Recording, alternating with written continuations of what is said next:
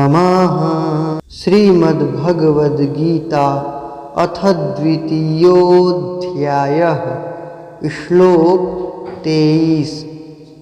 नैनं छिन्दन्ति शस्त्राणि नैनं दहति पावकः न चैनं क्लेदयन्त्यापो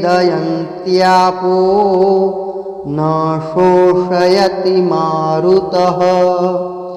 नैनं छिन्दन्ति शस्त्राणि नैनं दहति पावकः न चैनं क्लेदयन्त्यापो न शोषयति मारुतः।